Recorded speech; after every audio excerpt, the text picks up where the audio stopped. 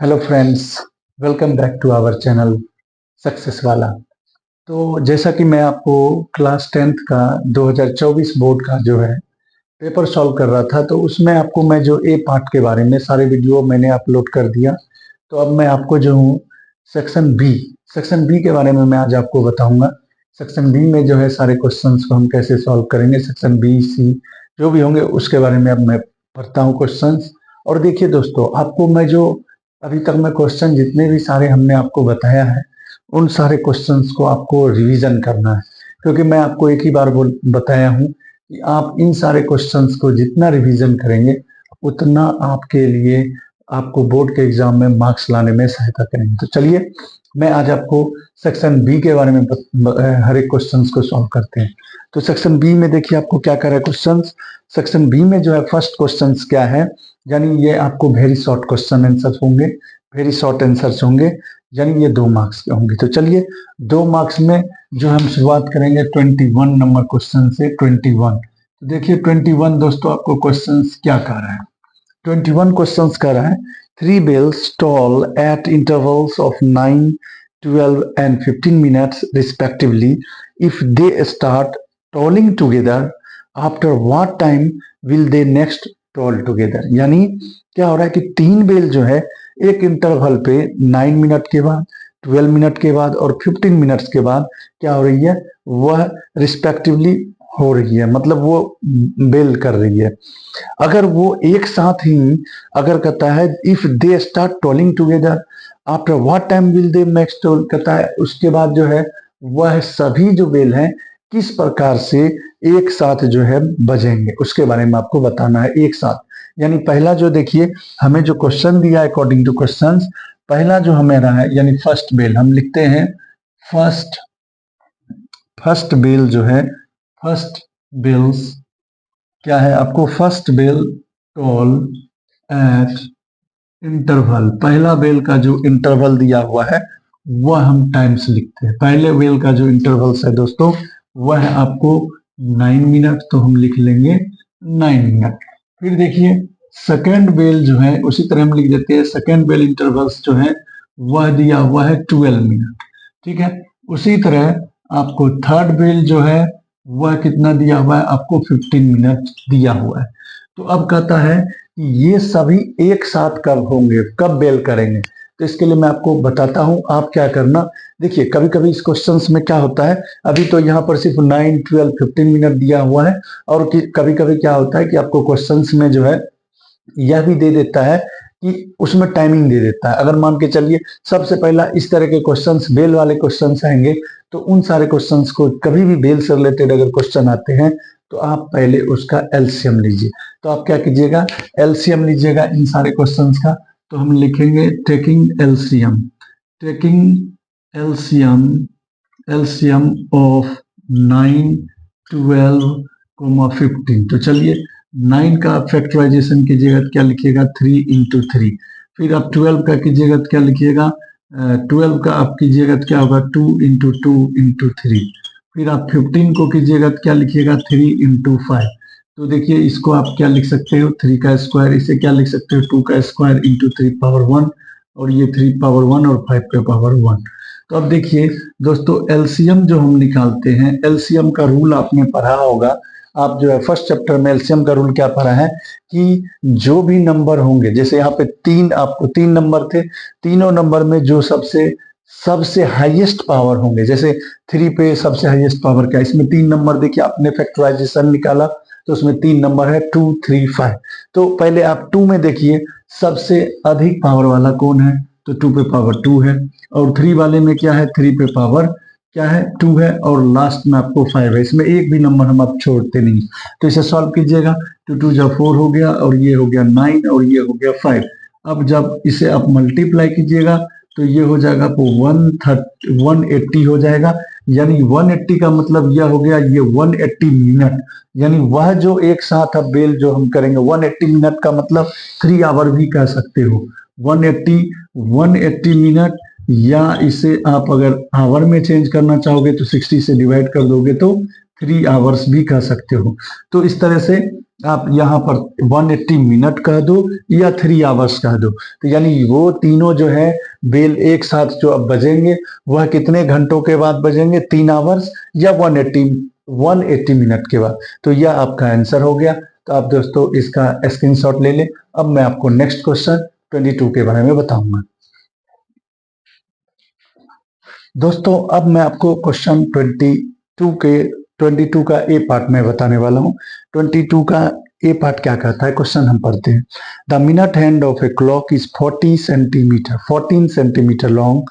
Find the area on the face of the clock described by the minute hand in 5 minutes. यानी क्या कहता है कि एक क्लॉक है और उसमें देखिए 22 का मैं ए पार्ट आपको दोस्तों बता रहा हूँ। 22 का ए पार्ट क्या कहता है, पहला ए नंबर क्वेश्चन क्या कहता है कि एक जो है आपको क्लॉक है, जिसे मान लीजिए ये एक क्लॉक है, मान लीजिए ये एक क्लॉक है, मैंने एक क्लॉक बनाया, इसमें जो मिनट हैंड है, मान लीजिए ये जो मिनट हैंड है वह जो एंगल फॉर्म कर रहा है 5 मिनट में, मान लीजिए ये 5 मिनट है, तो वो 5 मिनट में जो एंगल फॉर्म कर रहा है, एंगल हमें दिया नहीं हुआ, बस 5 मिनट दिया हुआ है।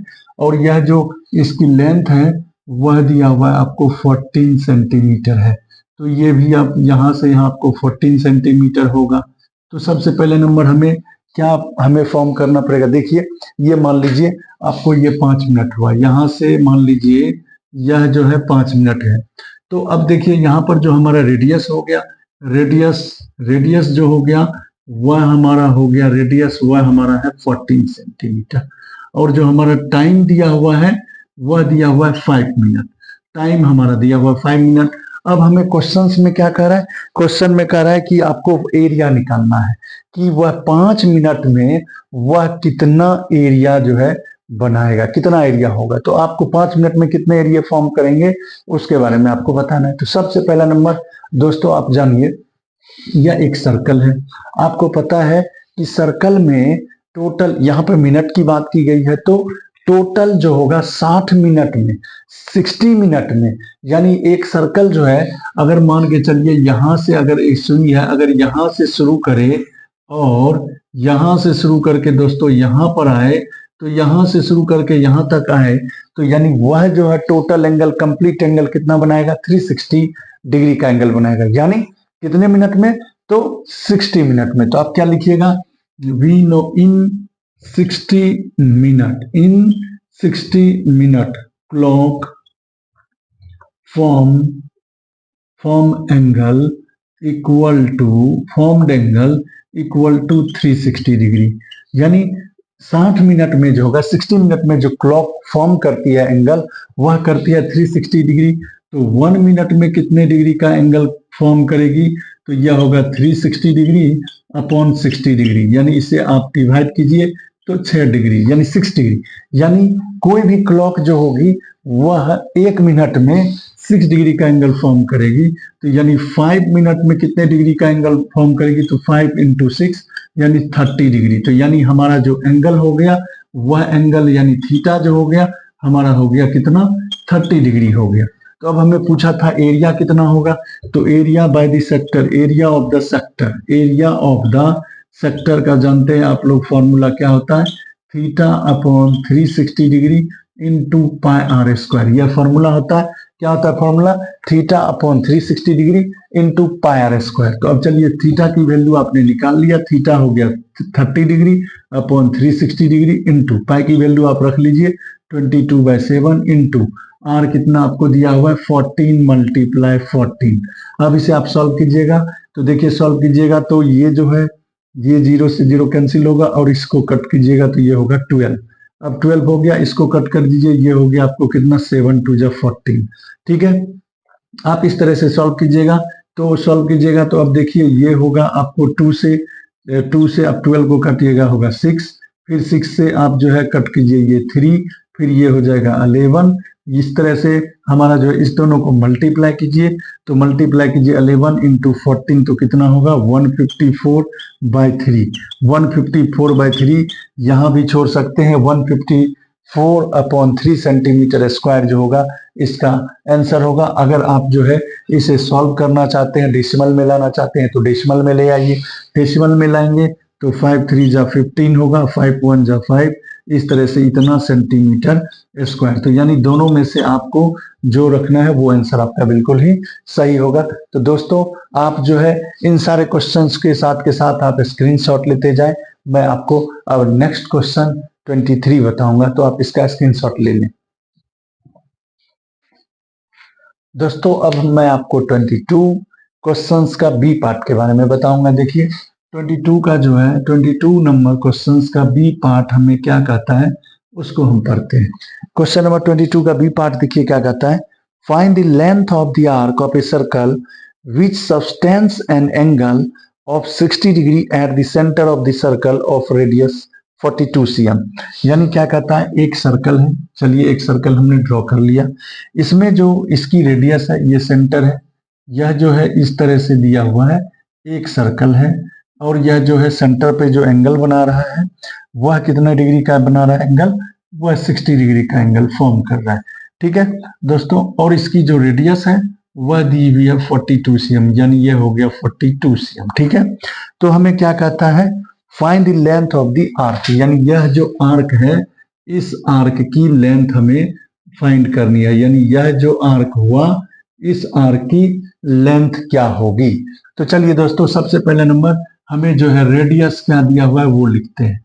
रेडियस ऑफ द सर्कल जो यहाँ पर दिया हुआ है वह दिया हुआ है 42 cm, और यहाँ पर जो आर्क यानी एंगल जो फॉर्म किया, यानी एंगल को, यानी यह हो गया हमारा आर, और थीटा की जो वैल्यू हो गई वह हो गई 60 डिग्री। तो हमें क्या पूछा है, लेंथ ऑफ द आर्क। तो आप देखिए length of the arc, length of the arc, तो आप लोगों ने लेंथ ऑफ द आर्क की फॉर्मूला आपने पढ़ा होगा एरिया रिलेटेड टू सर्कल में। क्या होता है लेंथ ऑफ द आर्क का फॉर्मूला, तो लेंथ ऑफ द आर्क का फॉर्मूला होता है theta upon 360 degree into 2 pi r होता है। यह फॉर्मूला आपको माइंड में रखना होगा, आपको याद रखना पड़ेगा, माइंड में आप रखिएगा, तो फिर जाके आपको क्या होगा, क्वेश्चन सॉल्व करने में आसानी होगा। तो यानी आपको क्या होगा कि लेंथ ऑफ द आर्क की फॉर्मूला होती है theta upon 360 degree into 2 pi r. तो अब देखिए थीटा हमारा यहाँ पे दिया हुआ है कितना, 60 डिग्री, बाय हो गया 3 अपॉन हो गया 360 डिग्री इंटू 2 इंटू पाई की वैल्यू रखेंगे 22/7, और हमारा रेडियस जो है वह दिया हुआ है 42 cm। तो अब इसे सॉल्व कीजिएगा, देखिए सॉल्व कीजिएगा, 66 जा ये कितना हो गया 360 होगा। अब चलिए ये देखिए 7 6 जा 42, और ये 6 से 6 कैंसिल हो गया, इस तरह से जो हमारा होगा 2 इंटू 22 यानी होगा 44 centimetre is the final answer. तो आप दोस्तों इन क्वेश्चंस का स्क्रीनशॉट ले लिए। मैं अब आपको क्वेश्चन नंबर 23 के बारे में बताऊंगा, आप इसका स्क्रीनशॉट लेते चलिए। दोस्तों अब नेक्स्ट क्वेश्चन देखिए 23 का जो ए पार्ट है हमें क्या दिया हुआ है, उस क्वेश्चन को कैसे हम सॉल्व करेंगे। देखिए दोस्तों 23 का ए पार्ट में हमारा जो क्वेश्चन कर रहा है वो आपको क्या है, इवेल्युएट, यानी आपको जो है सॉल्व करके वैल्यू को निकालना है। तो देखिए यहाँ पर हमारा जो क्वेश्चन है वो है 5 cos square 60 degree plus 4 sec square 30 degree minus 10 square 45 degree upon, पूरे पे अपॉन जो हमें दिया हुआ है वह दिया हुआ है sine square 30 degree plus sine square 60 degree. यानी इस वैल्यू को आपको सॉल्व करके इसकी वैल्यू को निकालना है। देखिए क्वेश्चन है 5 cos square 60 degree plus 4 sec square 30 degree minus 10 square 45 degree upon sine square 30 degree plus sine square 60 degree. तो चलिए इसे हम सॉल्व करते हैं। तो इसे सॉल्व करने के लिए आपको क्या होना चाहिए, वैल्यू आना चाहिए। त्रिकोणमिति के जो वैल्यू टेबल है वो आपको आना चाहिए, वो आपको आएगा तो आसानी से आप सॉल्व कर सकते हैं। तो चलिए हम अब सारे वैल्यू को क्या करते हैं, यहाँ पर पुट करते हैं। चलिए तो यहाँ पर 5, पहले हमें cos 60 डिग्री का वैल्यू क्या होता है 1/2, तो 1/2 यहाँ पे स्क्वायर है तो स्क्वायर लगा देंगे, फिर प्लस, अब देखिए यहाँ पर 4 इंटू sec 30 का वैल्यू होता है 2/√3, तो इसका स्क्वायर कर लेंगे। ठीक है, फिर देखिए 10 45 की वैल्यू होती है 1 का स्क्वायर है 1 कर लेंगे। फिर चलिए नेक्स्ट, अब यहाँ पर देखिए साइन स्क्वायर 30 डिग्री, साइन 30 का वैल्यू होता है 1/2, तो 1/2 का स्क्वायर प्लस साइन 60 के डिग्री का वैल्यू होता है √3/2 का होल स्क्वायर। देखिए इसके लिए आपको वैल्यू माइंड में होना चाहिए। आपको जब तक वैल्यू माइंड में नहीं रहेगा तो आप इसको सॉल्व थोड़ा सा आपके लिए डिफिकल्ट होंगे, तो आपको वैल्यू जरूर लर्न होगा। तो चलिए अब इसे सॉल्व करते हैं। देखिए 5 इंटू 1/2 है, 1/2 का स्क्वायर करेंगे तो 1 का स्क्वायर 1, 2 का स्क्वायर 4 होगा, प्लस 4 इंटू 2 का स्क्वायर क्या होगा 4 और √3 का स्क्वायर क्या होगा 3। फिर यहाँ पर देखिए 1 है, 1 का स्क्वायर 1 होगा, और नीचे में देखिए उसी तरह 1 का स्क्वायर 1 और 2 का स्क्वायर 4, फिर उसी तरह √3 का स्क्वायर 3 और 2 का स्क्वायर होगा 4। तो इस तरह से हमने क्या किया, सारे वैल्यू सबसे पहले क्या किया, जितने वैल्यू थे उसके वैल्यू को रख दिए, और जहां पर स्क्वायर है स्क्वायरिंग हम कर दिए। अब इसे हम सॉल्व करते हैं। तो दोस्तों अब इसे सॉल्व कीजिएगा। देखिए 5 इंटू 1 क्या होगा 5/4 होगा, प्लस ये 4 इंटू 4 क्या होगा 16/3 हो जाएगा, -1, इसके नीचे में भी 1 है। और यहाँ पर नीचे में देखिए, नीचे में भी अब क्या कीजिए, ये दोनों डोमिनेटर सेम है तो ये होगा 4/4, 4/4, क्योंकि ये इस दोनों को सॉल्व कीजिएगा तो ये हो जाएगा 1 + 3 4/4 हो जाएगा। चलिए इसे एक लाइन और हम यहाँ पे कर ही लेते हैं। इस दोनों का एलसीएम ले लिए 4 हो गया, ये 1 + 3 हो गया। अब क्या करेंगे दोस्तों, यहाँ भी हम सारे को सॉल्व करते हैं। इसको सॉल्व कीजिएगा तो इन सभी का एलसीएम होगा आपको क्या 12 होगा, तो यहाँ पे एलसीएम लिख लेते हैं हम 12। फिर अब क्या कीजिएगा, जो सॉल्व करते हैं इससे इसमें डिवाइड करते हैं 3, 3 5 जा 15, प्लस यहाँ पे कितना इससे डिवाइड कीजिएगा 4, 64 होगा, और यहाँ पे 12 होगा। और हमारा जो नीचे में है आंसर ये देखिए 4 यहाँ जब इसको सॉल्व कीजिएगा 4/4 होगा। अब देखिए इन सभी को प्लस करते हैं, इनको प्लस कीजिएगा 79, 79 में आप 12 माइनस कीजिएगा तो क्या होगा आपको 67 हो जाएगा, और ये 12 है। और यहाँ पर आपको पता है 4/4 क्या होता है 1 होता है, तो यानी 1 का कोई यहाँ पे मतलब नहीं होगा, 4/4 कैंसिल हो गया, यानी 1 बचा, तो यानी हमारा फाइनल आंसर हो गया 67/12। तो यानी इस क्वेश्चन का आंसर हो गया आपको क्या 67/12। 67/12 इज द राइट आंसर। तो आप इसको स्क्रीनशॉट लीजिए, नेक्स्ट क्वेश्चन में आपको बताऊं। दोस्तों 23 का बी पार्ट देखिए क्या कहता है। 23 का ही ए पार्ट हमने आपको बताया, बी पार्ट भी है और में। तो देखिए क्या कर रहा है question, if sin a - b = 1/2, cos a + b = 1/2, और यहाँ पर देखिए कहा कंडीशन क्या दिया हुआ है कि a और b को जब आप प्लस कीजिएगा तो वह 0 से बड़ा होना चाहिए, 90 के इक्वल हो सकता है लेकिन 90 से बड़ा नहीं होना चाहिए। और यह भी कंडीशन दिया है कि a की जो वैल्यू है वह b से बड़ा है, यानी a is greater than b। Find angle of a and angle of b, यानी a और b की आपका एंगल को बताना है। और उसमें यह भी कंडीशन दिया हुआ है कि a की वैल्यू जो है वह b से ग्रेटर होना चाहिए, और a और b को जब आप प्लस करेंगे तो 0 से बड़ा होगा, लेकिन 90 के इक्वल हो सकता है लेकिन 90 से बड़ा नहीं हो सकता। ये हमें कंडीशन क्वेश्चन में दिया हुआ है। तो चलिए इसे हम सॉल्व करते हैं। इसे कैसे सॉल्व करेंगे, सबसे पहला नंबर देखिए दोस्तों, यहाँ पर साइन a - b है तो a - b को आप रहने दीजिए। अब आपको यह याद रखना है, देखिए कभी भी इस तरह का क्वेश्चन आए ना तो पहले आप यह सोचिए कि हमारा इधर साइन है और इधर भी साइन है, तो हम क्या करेंगे, इधर साइन है, सॉरी इस तरफ साइन है, तो अब हम सोचेंगे कि उधर भी साइन में किसका वैल्यू होगा। हमेशा ये लॉजिकल होता है कि अगर इधर साइन है तो साइन में ही वह किसी ना किसी का वैल्यू होगा जो हमें दिया हुआ है, इस तरह का क्वेश्चन होगा। तो साइन में 1/2 आपको पता है किसकी वैल्यू होती है, तो साइन 30 डिग्री की वैल्यू होती है। अब आप देख रहे हो यहाँ भी साइन, यहाँ भी साइन, साइन साइन कैंसल, तो यहाँ पर हमारा हो गया a - b = हो गया हमारा 30। इसको हम मान लेते हैं इक्वेशन नंबर 1, ठीक है। तो क्या किए आपको समझ में आ गया। उसी तरह इसमें भी देखिए दोस्तों, यह cos a + b = हम ये सोचेंगे इधर cos है तो cos में 1/2 किसकी वैल्यू होती है, तो cos में 1/2 वैल्यू होती है 60 डिग्री, तो cos और cos कैंसल, तो अब आपको बच गया यहाँ पर a + b = हो गया हमारा 60 डिग्री, और यह हमारा हो गया इक्वेशन नंबर 2। अब हम क्या करेंगे, दोनों इक्वेशन को सॉल्व कर लेते हैं। चलिए दोनों इक्वेशन को हम किसी भी मेथड से सॉल्व कर सकते हैं। तो चलिए हम क्या करते हैं, एक काम करते हैं, जैसे a - b = 30 डिग्री है और दूसरा हमारा a + b = 60 डिग्री है, तो हम ऐसा करते हैं, इसे एलिमिनेशन मेथड से सॉल्व करते हैं। एलिमिनेशन मेथड से आप सॉल्व कीजिएगा तो अब आप देखिएगा क्या एडिंग कीजिएगा, इसे अब जब एडिंग कीजिएगा दोनों इक्वेशन को तो ये b और ये b कैंसिल, यह हो गया आपको 2a इक्वल टू, इसे आप प्लस कीजिएगा तो ये होगा 90। देयरफॉर a इक्वल टू क्या होगा 90 डिग्री अपॉन 2, यानी यह हो गया हमारा 45 डिग्री, यानी a की वैल्यू हमारा निकल गया कितना 45 डिग्री। अब आप इस वैल्यू को किसी भी इक्वेशन में रख सकते हो, फर्स्ट सेकेंड दोनों में, किसी में भी रख सकते हो। तो हम ऐसा करते हैं, putting the value a equal to 45 degree in equation number first. Equation number first किसी भी में रख सकते हैं, तो आप 1 में रखिए, तो a minus b equal to हमारा है 30 डिग्री। तो ऐसा करेंगे, a की जगह पर रख देंगे 45 degree minus b equal to 30 degree, यानी आप इसे सॉल्व कीजिएगा, b को उधर कर लीजिए और ये 30 को इधर कर लीजिए, तो 45 माइनस 30 इक्वल टू ये माइनस b है, उधर जाके प्लस हो जाएगा।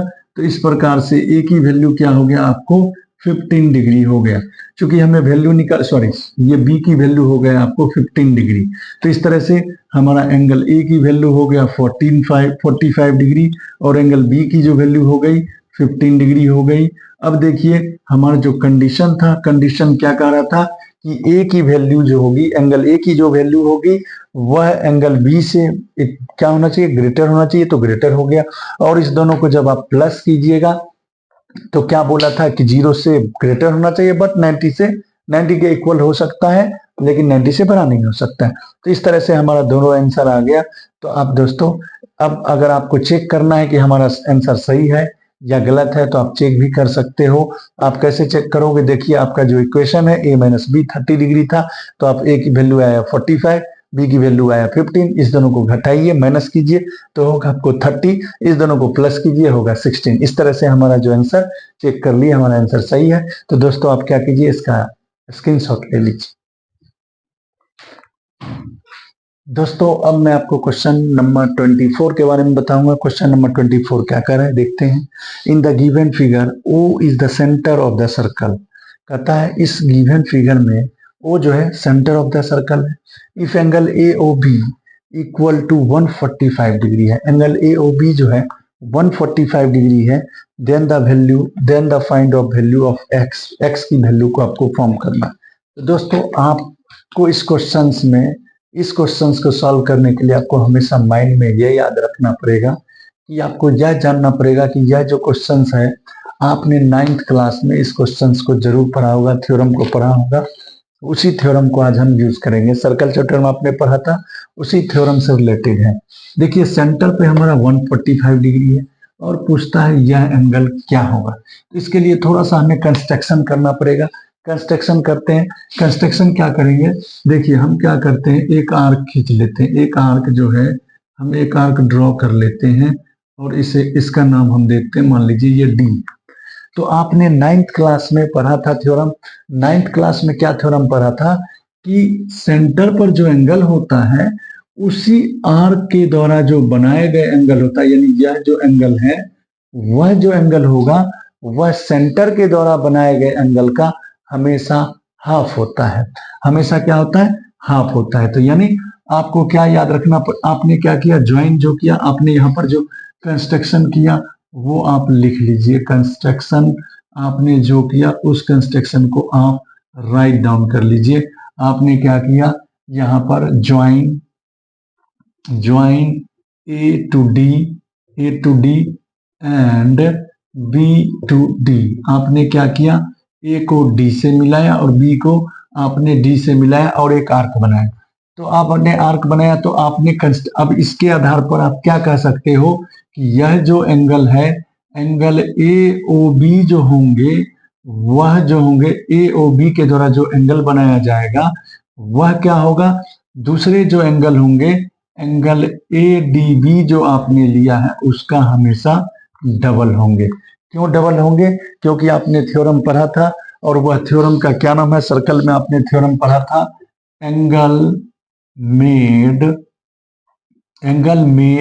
Bye an arc, angle made by an arc at the centre, at the center is double the angle by arc at any point of the circle. यानी आपको याद रखना पड़ेगा दोस्तों, angle made by an arc at the centre is double the angle arc at any point of the circle. Angle made by arc at any point of circle, यानी इसके द्वारा कहीं पर भी जो बनाया जाएगा आपको हमेशा याद रखना पड़ेगा, हमेशा यह याद रखना पड़ेगा कि इसके द्वारा जो आपने यहाँ पर जो एंगल है वह हमेशा इस एंगल का यहाँ पर जो एंगल होगा उसका यह डबल होगा हमेशा। तो इसके आधार पर आप देखिए यह जो हमारा एंगल है वह हमारा है 145 डिग्री और यह हो गया 2 एंगल ADB। तो अब आप देखिए दोस्तों, तो अब आप देखिए यहाँ पर एंगल ADB जो हमारा निकलेगा वह क्या होगा 145 डिग्री अपॉन 2, 145 अपॉन 2 कीजिएगा तो ये होगा 72.5 डिग्री। अब देखिए यह एक आपको देखिए यहाँ पर जो आपने फिगर बनाया यह एक साइक्लिक क्वाड्रिलेटरल है और आप क्या जानते हो कि साइक्लिक क्वाड्रिलेटरल का हमेशा जो होता है अपोजिट एंगल का सम वह क्या होता है 180 डिग्री होता है। यानी इसके आधार पर आप कह सकते हो कि angle ADB plus angle X equal to 180 degree. Reason में क्या लिखिएगा, वी नो, हम क्या जानते हैं in cyclic quadrilateral sum of opposite angles be supplementary, sum of opposite angles will be supplementary. यानी आप क्या कह सकते हो कि किसी भी साइक्लिक क्वाड्रिलेटरल में जो सम ऑफ अपोजिट एंगल होता है उसका हमेशा 180 डिग्री होता है। तो अब देखिए एंगल ADP आपने कितना निकाला है 75 डिग्री, इस x की वैल्यू हमें निकालना है। तो अब देखिए इस x की वैल्यू जो आप निकालोगे वह 180 डिग्री माइनस 72.5, जब आप इसे माइनस कीजिएगा तो कितना हो जाएगा, आपको माइनस कीजिए इसको 180 में 70, ये तो ये हो गया 5, ये हो गया 108.5 डिग्री, यह हमारा फाइनल आंसर होगा। तो आप देखिए इसमें हमने जो लॉजिकल लगाया, बस आपको यह याद रखना है कि किसी भी सर्कल में जो होता है उसके आर्क के द्वारा बनाया गया जो एंगल होता है वह डबल होता है हमेशा। यानी यहाँ पर जो एंगल होगा उसका हमेशा सेंटर पर डबल होगा। यहाँ मान लीजिए अगर 30 है तो यहाँ 60 बनाएगा, यहाँ 40 है तो ये 80 बनेगा। हमेशा इस थ्योरम को वही लिखे, angle made by an arc at the centre is double the angle made by arc at any point of the circle. उस बात को हमने लिख दिया। इसके आधार पर यह जो होगा इसका डबल होता है, तो यानी यहाँ पर हो गया 72.5। और आप जानते हो कि यह एक साइक्लिक क्वाड्रिलेटरल है और साइक्लिक क्वाड्रिलेटरल का अपोजिट एंगल का सम हमेशा 180 होता है। तो यह जो एंगल आया उसे 180 में माइनस कर दिए, तो इस तरह से हमारा आंसर हो गया। तो आप इसका स्क्रीनशॉट ले लें। आपको नेक्स्ट क्वेश्चन बताऊंगा दोस्तों। अब हम आपको क्वेश्चन नंबर 25 के बारे में बताएंगे। क्वेश्चन नंबर 25 क्या कहता है, देखिए, in the given figure triangle AHK, in the given figure triangle AHK similar triangle ABC if AK equal to 8 cm। देखिए कहता है क्या हमारे को क्वेश्चन में ट्रायंगल AHK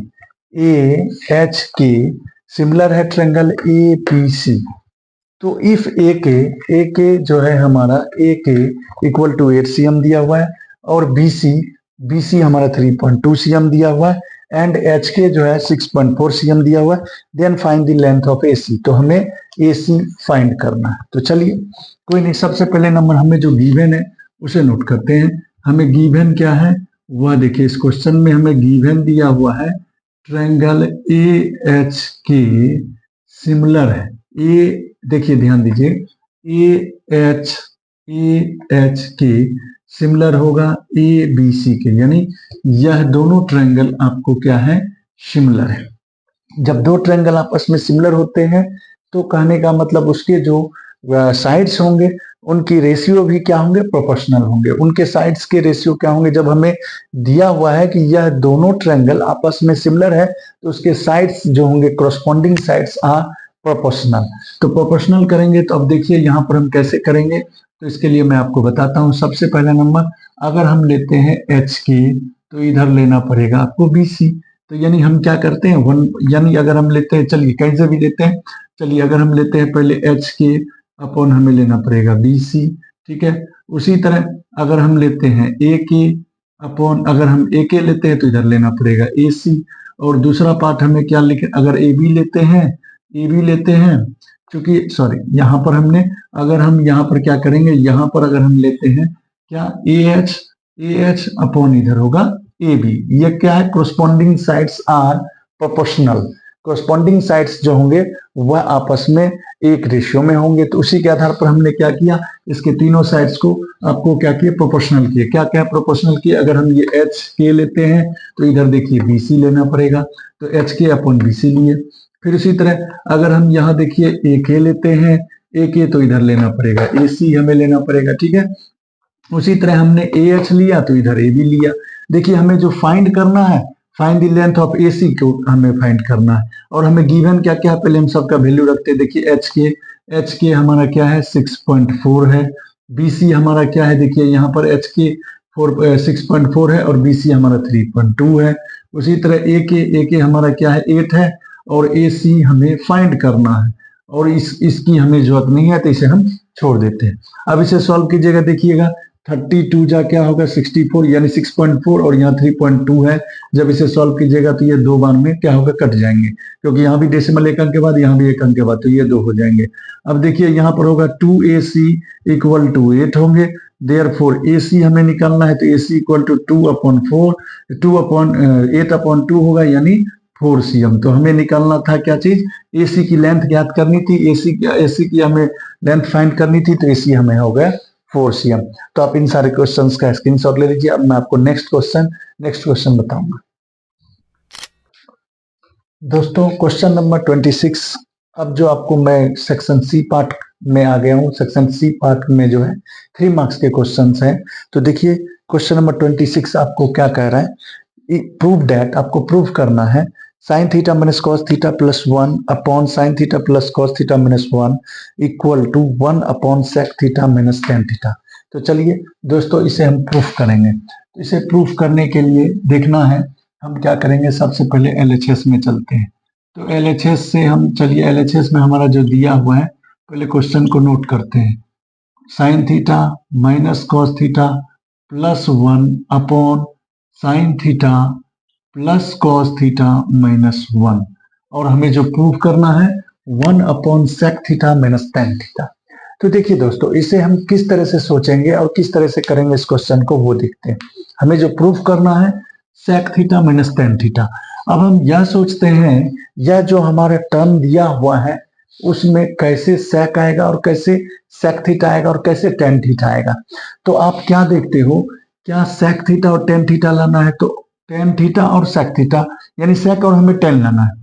अगर सेक जो है कब होगा, सेक का फॉर्मूला कब हो सकता है इसमें, जब 1/cos हो जाए, या आप कह सकते हो कि साइन बाय कॉस हो जाए तब होगा 10। तो ऐसा करते हैं, क्या हम सभी टर्म में, यानी हम लिख देते हैं dividing by cos theta in each term, numerator और डोमिनेटर के प्रत्येक टर्म में हम क्या करते हैं, किससे डिवाइड करते हैं, तो cos थीटा से हम डिवाइड करते हैं। Dividing by cos theta in each term, nominator और डोमिनेटर दोनों में करते हैं। तो देखिए अब आप यहाँ पर क्या लिख सकते हैं इसको, sine theta upon cos theta, क्योंकि हम हर एक टर्म में cos थीटा से डिवाइड कर रहे हैं। और क्यों कर रहे हैं, ताकि हमें यहाँ पर जो है सेक और टेन आ जाए, इसीलिए हम डिवाइड कर रहे हैं। तो यहाँ पर देखिए cos theta upon cos theta, सभी टर्म में हम क्या कर रहे हैं, cos से डिवाइड कर रहे हैं, तो यहाँ भी cos से करेंगे। उसी तरह अब नीचे में भी हम हर एक टर्म में cos थीटा से डिवाइड करेंगे। तो देखिए sine theta upon cos theta, उसी तरह यहाँ पर देखिए cos थीटा, इसमें भी हम क्या कर रहे हैं, cos से डिवाइड कर रहे हैं, प्लस यहाँ पर, सॉरी यहाँ पर माइनस है तो यहाँ पर लिखेंगे -1/cos थीटा। अब हम प्रत्येक टर्म में क्या किए थे, डिवाइडिंग बाय cos थीटा। इन इस टर्म नोमिनेटर और डोमिनेटर के प्रत्येक टर्म में हमने क्या किया कि cos थीटा से डिवाइड किया, तो डिवाइड किया। अब देखिए अगला हमारा क्या होगा, साइन बाय cos हमारा आ जाएगा tan थीटा। तो साइन अपॉन cos क्या होता है, tan थीटा होता है। और यहाँ पर देखिए cos बाय cos ये क्या हो जाएगा, 1 हो जाएगा। और 1 by cos theta equal to क्या हो जाएगा आपको, sec थीटा होगा। उसी तरह देखिए साइन बाय cos यहाँ पर हो जाएगा tan थीटा। उसी तरह देखिए cos बाय cos क्या हो जाएगा, 1 हो जाएगा। उसी तरह 1 बाय cos थीटा को हम क्या लिख सकते हैं, sec थीटा लिख सकते हैं। ठीक है, sec थीटा हम यहाँ पर लिख सकते हैं। तो चलिए यहाँ पर करने के बाद अब हम क्या करते हैं, यहाँ पे चलते हैं, यहाँ पे हम करेंगे सॉल्व। दोस्तों अब देखिए यहाँ से हम सॉल्व स्टार्ट किए हैं यहाँ से, तो देखिए हम क्या करेंगे, जो हमारा दिया हुआ है tan theta -1 plus sec theta, इस टर्म को हम कुछ नहीं करते हैं। अब नीचे हम देखते हैं, थोड़ा सा चेंजिंग करेंगे। क्या करेंगे, यहाँ पर देखिए tan थीटा और यहाँ पर देखिए इस माइनस, ये यहाँ पर जो है sec थीटा को इसके साथ कर देते हैं और ये प्लस को बाद में कर देते हैं। अब देखिए इसको ऐसा इसलिए किए, अब देखिए ये tan theta -1 plus sec theta upon, अब यहाँ पर देखना tan theta minus sec theta. क्या हम इस 1 के लिए आइडेंटिटी लगा सकते हैं? आपको क्या पता है कि फॉर्मूला होता है sec square theta minus tan square theta equal to 1 होता है। तो इस 1 के जगह पर हमने लिख दिया sec square theta minus tan square theta equal to 1। यानी यह ऊपर वाले टर्म को हमने कुछ नहीं किया, हम नीचे वाले में क्या किया, चेंजिंग किया। 1 के जगह पर लिख दिया sec स्क्वायर थीटा। यहाँ पर हम लिख देते हैं कि हमने क्या लिखा, आइडेंटिटी क्या लगाया, sec square theta minus tan square theta equal to 1। यानी इस 1 के जगह पर हमने लिख दिया sec square theta minus tan square theta. अब देखिए यह हो गया tan थीटा। ऊपर वाले टर्म को हम अभी कुछ नहीं कर रहे, सिर्फ हम चेंज कर रहे हैं नीचे वाले में करेंगे। अब देखिए यह हमारा tan theta minus sec theta ही रहेगा। अब देखिए क्या यह a square minus B square है। आप a square minus B square का फॉर्मूला आपने पढ़ा है, क्या होता है, a plus B into A minus B. तो हमने क्या किया, यहाँ पर जो sec square theta minus tan square theta था, यहाँ पर हमने, यहाँ पर आप क्या जानते हो, a square minus B square का फॉर्मूला क्या होता है, a plus B into A minus b. उस आइडेंटिटी को हमने यूज किया। क्या यूज किया, तो a square minus B square का फॉर्मूला होता है a plus B into A minus B. तो यहाँ पर हमारा sec square theta minus tan square theta था, तो sec square theta minus tan square theta को लिख दिया sec theta plus tan theta, यानी sec theta plus tan theta और sec theta into sec theta minus tan theta. Formula पे हमने कर लिया। अब यहाँ पर देखिए, अब क्या करते हैं, यहाँ पर हमारा tan थीटा -1 ही रहेगा। ऊपर वाले टर्म में हम कोई चेंजिंग नहीं कर रहे। अब यहाँ sec theta plus tan theta, मतलब sec theta minus tan theta और sec theta plus tan theta है, तो क्यों ना इसे भी हम, यहाँ tan theta minus sec theta है तो इसे भी हम क्या करेंगे, sec theta minus tan theta हम करेंगे। तो इसीलिए हम माइनस कॉमन लेना पड़ेगा।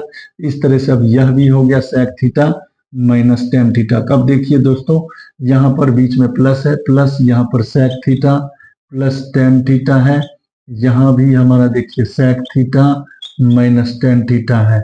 अब क्या करेंगे हम दोस्तों, एक लाइन और बढ़ाने वाले हैं। देखिए यहाँ पर tan theta -1 plus sec theta. अब देखिए यहाँ पर sec theta minus tan theta, यहाँ भी sec theta minus tan theta है, तो sec theta minus tan theta common ले लेते हैं। sec theta minus tan theta को आप कॉमन ले लीजिए, तो sec theta minus tan theta को आप कॉमन लेंगे। sec theta minus tan theta यहाँ भी है और यहाँ भी है, तो sec theta minus tan theta को अगर हम कॉमन लेते हैं तो आप देखिए यहाँ पर यहाँ पर हमारा टर्म बचने वाला है sec theta plus tan theta.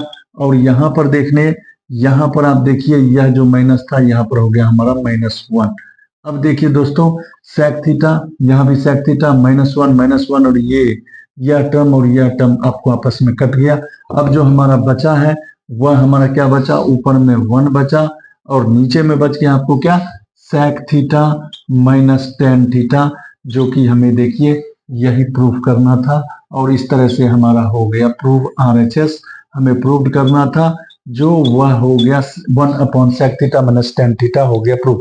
फिर से मैं एक बार आपको इसको बता देना चाहता हूँ। सबसे पहले नंबर आपने क्या किया, सभी में cos θ से आपने डिवाइड किया। cos θ से जब आपने डिवाइड किया, हर एक टर्म में cos θ से डिवाइड किया, sin बाय cos tan हो गया, cos बाय cos 1 हो गया, 1 बाय cos sec हो गया, sin बाय cos tan, फिर उसी तरह cos by cos 1, 1 by cos हो गया sec θ। फिर आपने क्या किया, ऊपर वाले टर्म को कुछ नहीं किया, यहाँ पर जो 1 था 1 के जगह पर आपने लिख दिया sec square minus tan square theta, क्योंकि आप जानते हो sec square theta minus tan square theta equal to 1 होता है। फिर यहाँ पर हमने आइडेंटिटी लगा दिया, a square minus b square का फॉर्मूला होता है a plus B into minus B, तो यानी sec theta plus tan theta sec theta minus tan theta. अब देख रहे हैं क्या, यहाँ पर हर जगह sec theta plus tan theta या sec theta minus tan theta था, बट यहाँ पर tan माइनस sec था, तो इसलिए हमने क्या किया, माइनस को कॉमन ले लिया और इसी तरह हो गया ये sec theta minus tan theta. अब हम देख रहे हैं हर एक जगह sec theta minus tan theta है, तो sec theta minus tan theta को कॉमन ले लिया, तो ये यहाँ पर बचा देखिए sec थीटा प्लस 1 और यहाँ पर था माइनस 1, यहाँ पर माइनस 1, यह दोनों टर्म देखिए सभी एक जैसा लग रहा है, sec थीटा ये कट गया, अब हमारा नीचे में बच गया 1/sec theta minus tan theta, तो यह हमारा हो गया प्रूव्ड। तो आप इसका स्क्रीनशॉट ले लें। अब मैं आपको नेक्स्ट क्वेश्चन 27 बताऊंगा। दोस्तों अब मैं आपको क्वेश्चन नंबर 27 के बारे में बताऊंगा। 27 का ए पार्ट देखिए हमें क्या कह रहा है, 27 क्वेश्चन का ए पार्ट हमें क्या कहता है उसके बारे में पढ़ेंगे। तो देखिए 27 का ए पार्ट हमें क्या दिया हुआ है, 3 coins are tossed simultaneously, what is the probability of getting at least one head। दूसरा क्वेश्चन है exactly 2 tails, और तीसरा क्वेश्चन है at most 1 tail। तो देखिए दोस्तों सबसे पहला नंबर आपको जानना होगा कि अगर हम 3 coins को टॉस्ट करेंगे तो टोटल कितने पॉसिबिलिटी होंगे, पहले उसके बारे में हम जानेंगे। तो यानी हम क्या करते हैं, 3 टॉस, यानी हम क्या करेंगे, 3 कॉइन्स को अगर हम टॉस्ट करते हैं, 3 कॉइन्स टॉस्ट, अगर हम 3 कॉइन्स को टॉस्ट करते हैं तो टोटल आउटकम्स क्या होंगे वो हम जानेंगे। टोटल आउटकम्स क्या आएंगे 3 कॉइन को। आपको सिंपली आपको पता है कि अगर हम अगर 2 कॉइन को हम टॉस करते हैं तो हम आराम से बता सकते हैं कि कितनी पॉसिबिलिटी होंगे, लेकिन अगर 3 कॉइन को टॉस करेंगे तो कितनी पॉसिबिलिटी होंगे, कौन कौन होंगे, उसमें थोड़े से कंफ्यूजन आते हैं। तो चलिए वो कंफ्यूजन ना हो, उस कंफ्यूजन को हम दूर करते हैं। देखिए दोस्तों हम क्या करते हैं, एक रफ में सबसे पहला नंबर आप देखिए, अगर हम 2 कॉइन को टॉस करेंगे तो 2 कॉइन को अगर टॉस करते हैं तो देखिए क्या आ गया पॉसिबिलिटी, अगर आता है दोनों पर टेल आता है, ठीक है। अब अगर दोनों पर टेल आया, एक बार टेल आएगा एक बार हेड आएगा, फिर हो सकता है दोनों पर हेड आए या एक बार हेड आए और एक बार टेल आए, यही पॉसिबिलिटी होंगे दोस्तों। ये पॉसिबिलिटी होंगे जब हम 2 कॉइन को टॉस करेंगे तब। जब हम 2 कॉइन को टॉस करते हैं तो ये सब पॉसिबिलिटी आने की क्या है, हमारे को पॉसिबिलिटी है। अब हम क्या करते हैं, तीसरा जो कॉइन है, मान लेते हैं तीसरा कॉइन पर हमें क्या आ गया, एच टी या टी एच आ गया, मान लीजिए तीसरा है, उस पर क्या होगा, टेल या हेड होंगे। तो हम क्या करेंगे, हमारा जो पॉसिबिलिटी है वह कैसे गलत ना हो उसके लिए मैं आपको क्या करता हूँ, फिर से मैं आपको बता देना चाहता हूँ। मान लीजिए मैं एक रफ करता हूँ, आपको पता है कि अगर हम 2 कॉइन को टॉस करेंगे तो पहला पर हो सकता है टेल आए, टेल हेड आए, ठीक है। फिर हम क्या जान सकते हैं कि हेड और हेड आए और हेड और टेल आए। पहले हम क्या करेंगे, यहाँ पर लिख लेते हैं, ठीक है। यहाँ पर पहले हम लिख लेंगे कितने पॉसिबिलिटी होंगे। पहले हम यहाँ ऐसा करते हैं कि लिख लेते हैं, डिनोट कर लेते हैं कि क्या होगा, लेट एच डिनोट्स या एच डिनोट्स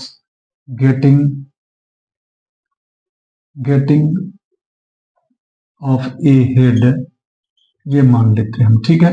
फिर हम लिख लेते हैं उसी तरह let T denotes getting of a tail, ठीक है। हमने जो डिनोट्स किया यानी एच फॉर हो गया हेड और टी फॉर हो गया टेल्स, तो इसलिए हम हेड के लिए डिनोट्स किए हैं तो इसके लिए हम एच लिख लिए और टेल्स के लिए हम टी शॉर्ट में लिख लिए। अब आप देखिए दोस्तों, अगर आप 2 कॉइन को टॉस करोगे तो 2 कॉइन को अगर आप टॉस करते हो तो क्या क्या आएगा, या तो दोनों पर टेल आएगा, या हो सकता है पहले दोनों पर टेल आए फिर टेल हेड आए, या हो सकता है दोनों पर हेड आए या हेड टेल आए। अब 3 को करेंगे तो मान लीजिए एक को हम करते हैं टी और एच। अब क्या कीजिए, इस दोनों को मल्टीप्लाई कर लीजिए। आप अगर मल्टीप्लाई कार्टेशियन प्रोडक्ट करेंगे तो इससे क्या होगा कि आपको क्या होगा, 3 कॉइन पर कौन कौन से पॉसिबिलिटी होंगे, वो गलत होने की पॉसिबिलिटी नहीं होंगे। तो चलिए इसको अगर हम करते हैं, अगर आप मल्टीप्लाई कीजिएगा पहले, देखिए टी, इसको अगर आप इसके साथ इंटू कीजिएगा तो क्या होगा, टी यानी तीनों पर टेल आएंगे। फिर क्या होगा, हो सकता है 2 टेल होंगे 1 हेड होंगे, ठीक है। फिर अब देखिए इसको इससे कीजिए तो आपको क्या होगा, टी होंगे, ठीक है, ये हमारा हो चुका है। फिर इसको कीजिएगा तो हो गया टी, फिर क्या होगा आपको टी एच होंगे, यानी यह भी खत्म। अब चलिए इसको इसके साथ करते हैं तो क्या होगा, आपको एच टी होंगे, फिर आपको क्या होंगे, एच होंगे, तीनों पर एच होंगे, यह भी आपको कैंसल। अब आपको देखिए यहाँ पर पॉसिबिलिटी क्या होंगे, आपको होंगे एच टी और ये होंगे आपको क्या, एच। तो यानी आपको कितने पॉसिबिलिटी हो गए, 1 2 3 4 5 6 7 8। तो आपको जो जो पॉसिबिलिटी हुआ वो आप यहाँ पर लिख सकते हैं। तो चलिए हम लिख लेते हैं, नोट कर लेते हैं। हमारा जो टोटल आउटकम्स हुआ 8 हुआ, और क्या क्या हुआ वो हम लिख लेते हैं। जो जो पॉसिबिलिटी हुआ यहाँ पर लिख लेते हैं। टी हो गया, टी एच हो गया, टी हो गया, फिर आपको क्या होगा, एच हो गया, फिर क्या हो गया आपको एच टी हो गया, फिर आपको एच हो गया, फिर आपको टी हो गया, और आपको क्या हो गया लास्टली एच हो गया। जो भी हमें पॉसिबिलिटी था उसे हमने क्या किया, नोट कर लिया। इस तरह से नोट कर लेते हैं ताकि क्या हो, हमारा गलती ना हो। तो ये हमने क्या किया, सारे पॉसिबिलिटी जो हम 3 कॉइन्स को टॉस करते हैं, जितने पॉसिबिलिटी आए हमने उसे क्या कर लिया दोस्तों, उसे नोट कर लिया। तो जो जो पॉसिबिलिटी था हमने उसे नोट कर लिया। अब हम क्वेश्चंस का जवाब देंगे। क्या कह रहा है हमारा क्वेश्चन, पहला जो हमारा क्वेश्चन कह रहा है एट लीस्ट 1 हेड की प्रोबेबिलिटी क्या होगी, एट लीस्ट 1 हेड। तो हम क्या करते हैं, मान लेते हैं let A denotes of getting, let A denotes of getting of an event at least 1 head। हमारा जो पहला क्वेश्चन है उस क्वेश्चन का हम आंसर करेंगे। तो चलिए हमारा जो पहला क्वेश्चन है इसमें देखते हैं, let A denotes of getting of an event at least 1 head, यानी क्या कह रहा है, कम से कम 1 हेड होना चाहिए। तो अब आप देखिए 1 हेड कहाँ कहाँ पर होगा, एट लीस्ट कम से कम 1 हेड होना चाहिए।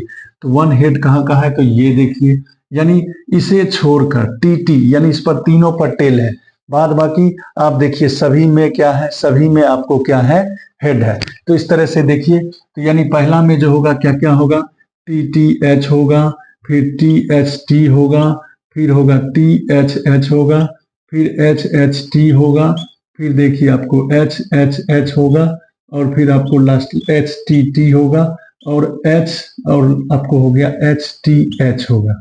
यानी हमारा जो क्वेश्चन कह रहा है कि कम से कम 1 हेड होना चाहिए, 1 head.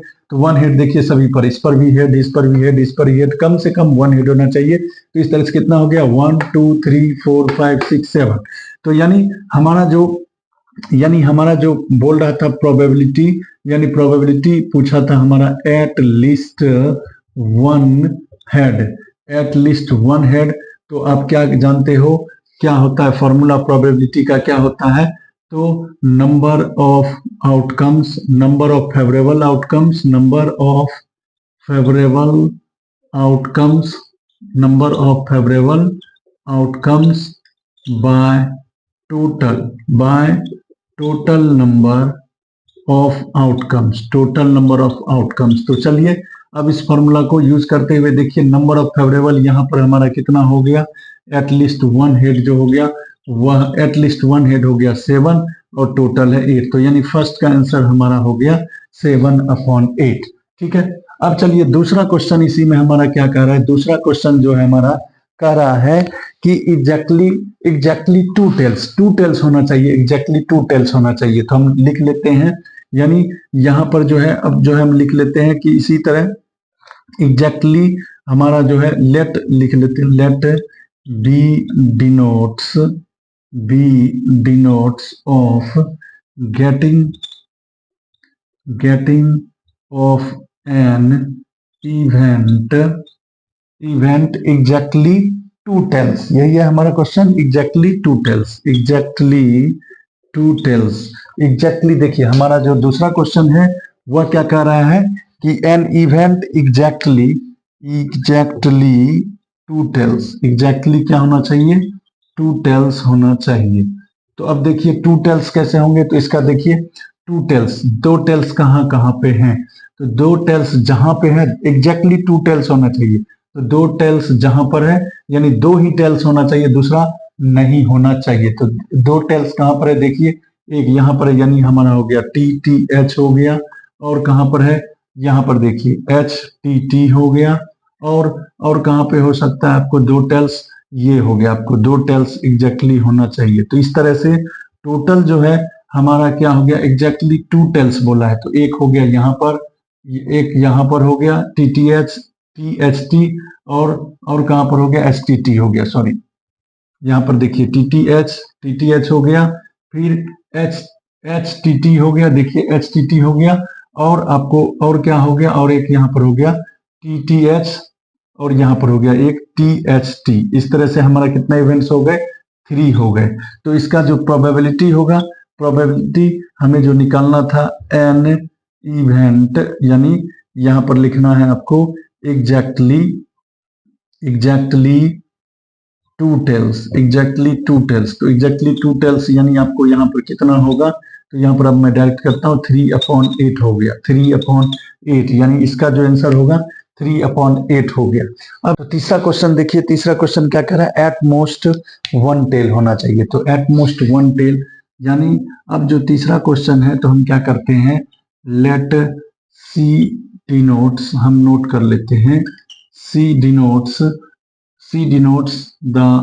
denotes of getting of an event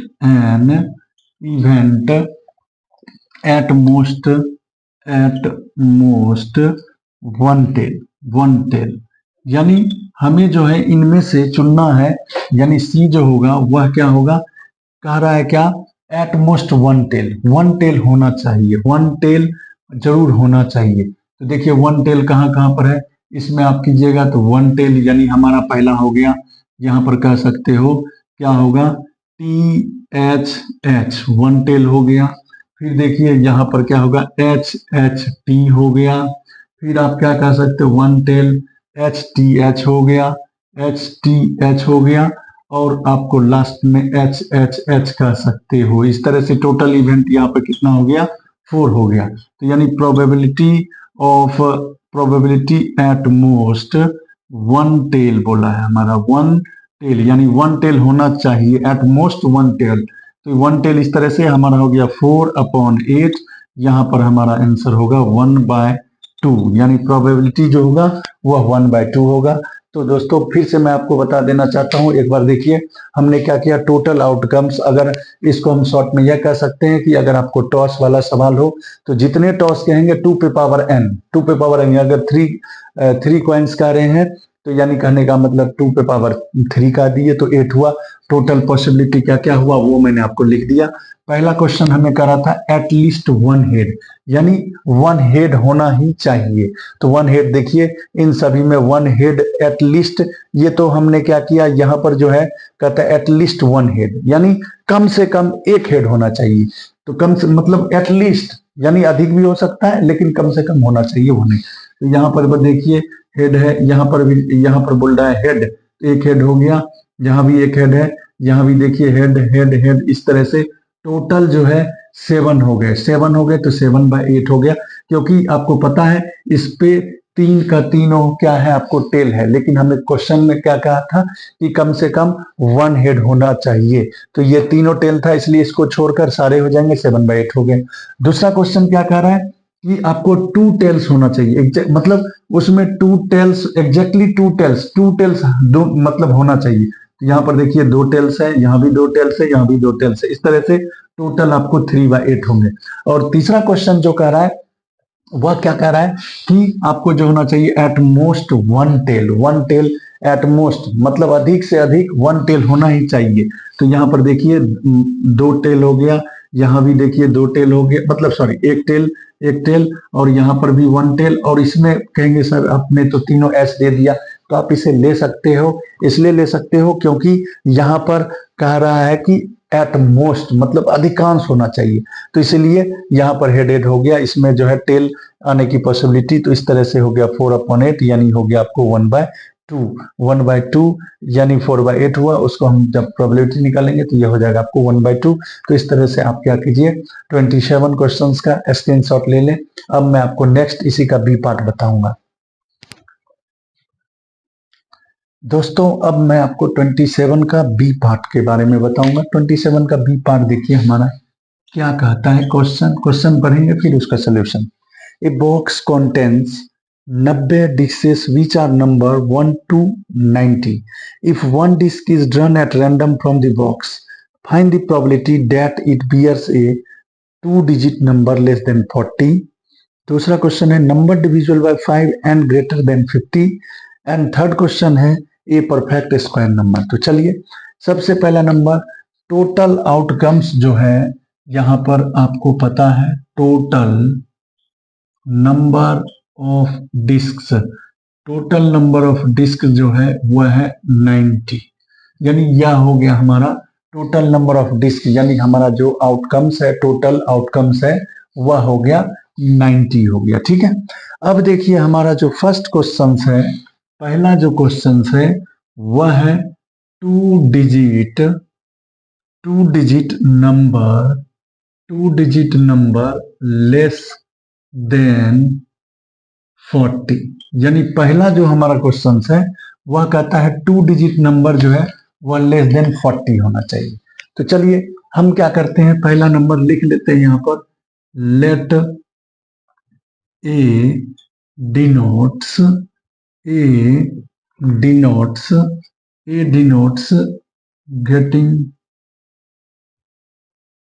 getting of an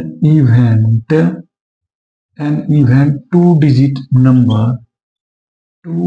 digit number less than 40। अब देखिए हमने क्या किया, सबसे पहला नंबर क्या किया ए से डिनोट कर लिए, तो चलिए ए से डिनोट किया। अब बताइए 2 डिजिट का जो नंबर होगा उसकी आने की पॉसिबिलिटी क्या है, an event 2 digit number less than 40, यानी 2 डिजिट का नंबर हो और वह क्या हो 40 से लेस होना चाहिए। तो आप ही बताओ, जैसे मैं एक एग्जांपल आपको देता हूं, सपोज दैट आपको अगर मैं कहता हूं कि 2 डिजिट का नंबर होना चाहिए और वह 20 से कम होना चाहिए, 20 से कम होना चाहिए, तो आप बताओ 2 डिजिट का नंबर 20 से लेस होना चाहिए। आप सोचो कि 2 डिजिट का स्टार्टिंग कहाँ से होता है 10 से होता है और 20 से लेस के हैं, तो आप गिनो पहले फिर मैं इसको लॉजिक बताऊंगा। तो अब देखिए 2 डिजिट का नंबर 20 से लेस बोला है तो 10 से स्टार्ट होगा, 10 से स्टार्ट होगा, 10, 11, 12, 13, 14 इस तरह से आप करो। यानी आपको कभी भी इस तरह का क्वेश्चन आता है जितना बताया जाता है उसमें आप माइनस करके एक आप प्लस कर दो तो आपको हो जाएगा, कोई दिक्कत नहीं होगा। तो अब चलिए यहाँ पर हमारा 40 बोला है, 40 से लेस देन, पहला नंबर 2 डिजिट स्टार्टिंग कहाँ से होता है, आपको 2 डिजिट का स्टार्टिंग होता है 10 से, 40 से लेस बोला है यानी 39 हो गया। आपको 39 में क्या करना है 10 को माइनस करना है और 1 प्लस कर देना है, तो इस तरह से आपको कितना हो गया टोटल नंबर 30 हो गया। तो अब हमें जो क्वेश्चन पूछा था प्रोबेबिलिटी, यानी हमें जो निकालना है प्रोबेबिलिटी ऑफ ए, तो आप क्या करिएगा तो यहाँ पर जो हमारा आउटकम्स है number of favourable outcomes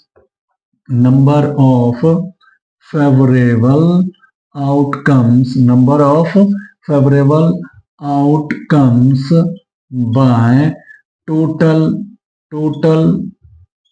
number of outcomes, total number of outcomes। तो अब बताइए, नंबर ऑफ फेवरेबल आउटकम्स हमारा क्या है, 30 है, और हमारा टोटल क्या है, 90 है। जब इसे आप सॉल्व करोगे तो यह हमारा हो गया 1/3। ठीक है, अब सेकंड क्वेश्चन हमारा फर्स्ट क्वेश्चन हो गया। अब सेकंड क्वेश्चन हमारा देखिए क्या कहता है।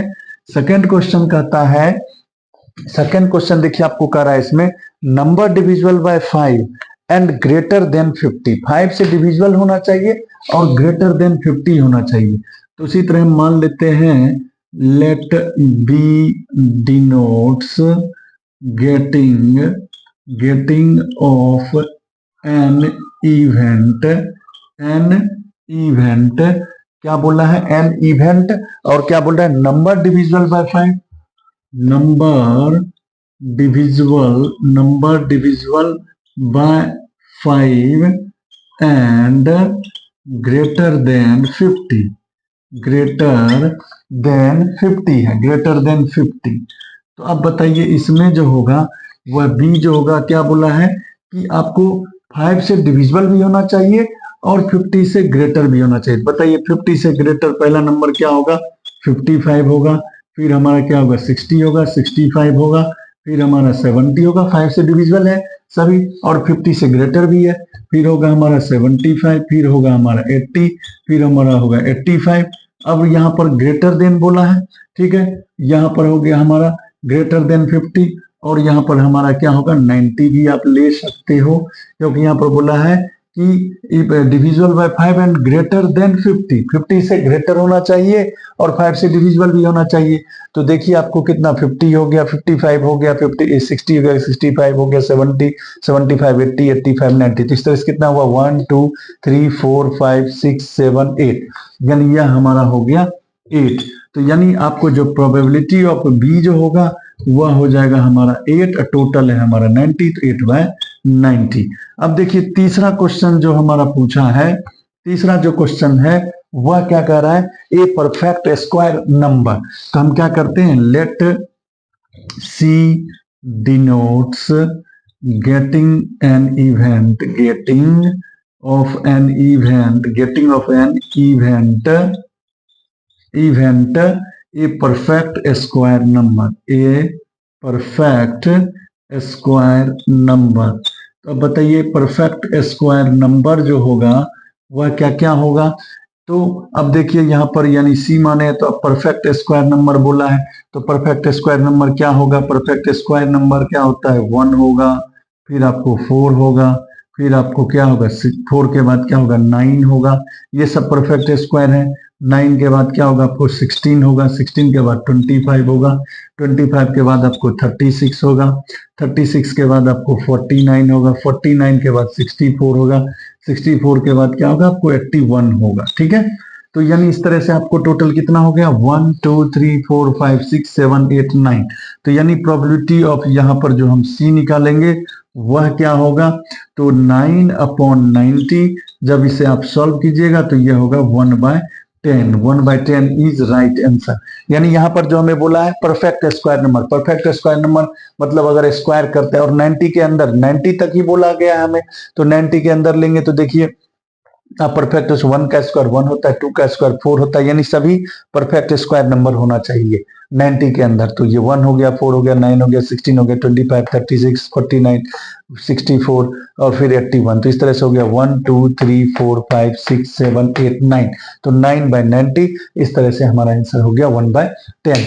तो इन सारे क्वेश्चंस का आप स्क्रीनशॉट ले ले। अब मैं आपको नेक्स्ट क्वेश्चन बताऊंगा। दोस्तों अब आपको मैं क्वेश्चन नंबर 28 के बारे में बताऊंगा। 28 नंबर क्वेश्चन क्या कहता है, पहले हम क्वेश्चन को पढ़ते हैं फिर इसे सॉल्व करते हैं। क्वेश्चन में कहता है, Rehana went to bank to withdraw 2000 rupees. Rehana bank जाती है और 2000 रुपये वो क्या करती है, विड्रॉ करती है। She asked the cashier to give her 50 rupees and 100 rupee notes only. वह क्या बोलती है, कैशियर को बोलती है आप मुझे सिर्फ 50 रुपये और 100 रुपये के नोट दीजिए। इस तरह से Rehana got 50 notes in all. Rehana को टोटल 50 नोट्स मिलते हैं। ठीक है, find how many notes of ₹15 and 100 did she receive. करता है बताइए कि उसे कितने 50 रुपये और 100 रुपये के नोट्स प्राप्त हुए हैं। तो चलिए सबसे पहले हम नंबर क्या करते हैं, पहले हम मान लेते हैं लेट, ठीक है, सबसे पहले नंबर जो बोला है let number of 50 rupee notes, number of 50 rupee notes, मान लेते हैं 50 रुपी नोट्स को x, ठीक है। फिर उसी तरह हम मान लेंगे 100 रुपी नोट्स को हम मान लेते हैं 100 रुपी नोट्स को मान लेते हैं y। यानी हमने क्या किया कि नंबर ऑफ 50 रुपी नोट्स को मान लिया x और आपने क्या किया 100 रुपी नोट्स को मान लिया y। अब यहाँ पर एक लॉजिक सीखिए, आपको जान, अगर मान लीजिए आप किसी बैंक में गए, मान लीजिए आप 50 रुपये के 3 नोट लिए, 3 नोट मिला और 100 रुपया का आपको 4 नोट मिला। तो आप बताइए आपको अगर 50 रुपये का 3 नोट मिला तो आप क्या कहोगे, 50 इंटू 3 यानी ये हो गया 150, फिर इसे आप मल्टीप्लाई कीजिएगा क्या होगा 400, फिर इसे आप प्लस कीजिएगा, तब जाके आपको पता लगेगा कि टोटल कितना हुआ, ठीक है। तो उसी तरह अब आप यहाँ पर देखिए अकॉर्डिंग टू क्वेश्चन हमारा मतलब हम लॉजिक बताए आपको, मान लीजिए 50 रुपये का आपको 3 नोट है तो 150 हुआ, यानी 50 को 3 से आप इंटू किए। उसी तरह अगर 100 का आपका पास 4 नोट है तो 100 इंटू 4 करते हैं, फिर उसे प्लस करते हैं। तो उसी तरह देखिए हमारा जो पहला जो दिया हुआ है, पहला according to question case first में देखिए उसके पास टोटल जो है यानी 50 रुपये और 100 रुपये टोटल जो है उसके पास नोट है कितने 25 है। तो इसे हम मान लेते हैं equation number first. Equation number क्या है आपको फर्स्ट हो गया। दूसरी बात देखिए, दूसरी बात उसके पास टोटल जो है वो 2000 है, टोटल उनके पास के सेकंड। अब देखिए के सेकंड में क्या होगा हमारा कि टोटल जो है उनके वो उसने विड्रॉ किया 2000, तो 2000 किया तो अभी तुरंत बताए यानी 50 इंटू एक्स करेंगे हम, 50 इंटू एक्स करेंगे क्योंकि 50 रुपये को उसके पास एक्स नोट्स हैं। अभी तुरंत बताया अगर 4 नोट है 50 इंटू 4 करते थे या 2 करते थे जितने होंगे, उसी तरह 100 के वाई नोट है तो यहाँ पर 100 इंटू वाई इक्वल टू इस तरह से टोटल कितना है उसके पास 2000 है। तो चलिए इसे सॉल्व करेंगे तो ये हो गया 50x, इसे सॉल्व कीजिएगा तो ये होगा 100y इक्वल टू 2000 टोटल है। तो अब चलिए ऐसा करते इस दोनों में 50 हमारा कॉमन आएगा तो ये ले लेंगे x, यहाँ पर 50 हमने कॉमन लिया, ये हो गया 2y इक्वल टू हो गया 2000। अब देखिए इसे सॉल्व कीजिए, ये x plus 2y equal to 2000 upon ये देखिए मल्टीप्लाई इधर आएगा डिवाइड, ये कट होगा, ये हो गया हमारा 40, ये हमारा क्या हो गया 40 हो गया। तो अब चलिए हमारा इस तरह से हमारा जो हो गया x plus 2y equal to हो गया 40, इसको हम मान लेते हैं इक्वेशन नंबर सेकेंड। अब हम क्या करेंगे, दोनों इक्वेशन को हमें सॉल्व करना है तो ऐसा करते हैं हम दोनों इक्वेशन को सॉल्व करेंगे तब जाके हमें x और y की वैल्यू हमें निकल जाएगी। तो चलिए हम ऐसा करते हैं दोनों इक्वेशन को सॉल्व करते हैं। हमारा पहला इक्वेशन है x plus y equal to 25 और दूसरा इक्वेशन आपने निकाला x plus 2y equal to 40। तो चलिए इसे सॉल्व करते हैं, किसी भी मेथड से सॉल्व करेंगे तो इसे चलिए हम करते हैं एलिमिनेशन मेथड से सॉल्व करेंगे। एलिमिनेशन मेथड में आपको क्या है एक टर्म को इक्वल करना होता है, तो यहाँ पर हमारा x ऑलरेडी पहले से इक्वल है तो ऐसा करते हैं इसको हम सिर्फ सब्सट्रैक्टिंग कर लेते हैं। तो यहाँ पर लिख देते हैं सब्सट्रैक्टिंग बोथ इक्वेशन, दोनों इक्वेशन को हम क्या कर लेते हैं तो सब्सट्रैक्टिंग कर लेते हैं। सब्सट्रैक्टिंग बोथ इक्वेशन, दोनों को हम सब्सट्रैक्टिंग करेंगे तो ये x कैंसल, इसे आप घटाइएगा तो होगा माइनस y इक्वल टू, इसे आप घटाइएगा तो होगा -15, ये और ये कैंसल यानी y इक्वल टू हो गया 15। ठीक है, अब हम उसी तरह क्या करेंगे x की वैल्यू को निकालेंगे तो putting the value y equal to 15 in equation number first. Equation number first में y की वैल्यू को हम रख देते हैं तो y देखिए हमारा इक्वेशन क्या है x plus y equal to 25। अब देखिए x प्लस वाई के जगह पर रखेंगे 15 तो हमारा x की जो वैल्यू हो गई वह हो गया 25 माइनस 15 यानी यह हो गया हमारा 10। तो यानी अब जो है हमारा यानी हमें जो क्वेश्चन पूछा था number of show the number of 50 rupees notes, 50 rupee notes, x equal to आपको आ गया 10। फिर उसी तरह से हम show the number of rupees 100 notes, 100 notes, y equal to आपको कितना आ गया, y इक्वल टू आ गया 15। तो यह हो गया हमारा आंसर। अब आपको चेक करना है हमारा आंसर सही है कि गलत, आप चेक कर सकते हैं। देखिए 50 रुपये के आपको 10 नोट है तो कितना हो गया 50, 50 इंटू 10 कीजिए कितना हो गया 500। अब आपको 100 रुपया के 15 नोट्स हैं तो 100 रुपया के 15 नोट्स हैं तो ये हो गया 15 इंटू 100, तो यानी 1500 प्लस 500। आप इसको ऐड कीजिए तो आपको कितना होगा टोटल 2000 हो गया। और टोटल नोट्स कितने थे 25, तो 10 प्लस 15 25। यानी इस तरह से हमने आंसर भी चेक कर लिया, हमारा आंसर बिल्कुल इस तरह से सही है। तो आप इस क्वेश्चन को स्क्रीनशॉट ले ले। अब मैं आपको नेक्स्ट क्वेश्चन बताऊंगा।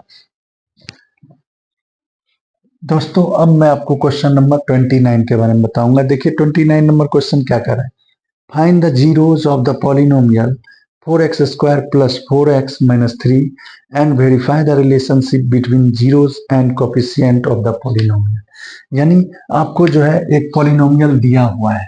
29 नंबर क्वेश्चन देखिए, एक पॉलिनोमियल हमें दिया हुआ है, पहले उस पॉलिनोमियल को हम क्या करते हैं नोट कर लेते हैं। ठीक है, लेट हम मान लेते हैं px इक्वल टू जो पॉलिनोमियल है वह हमारा है 4x² प्लस 4x माइनस 3।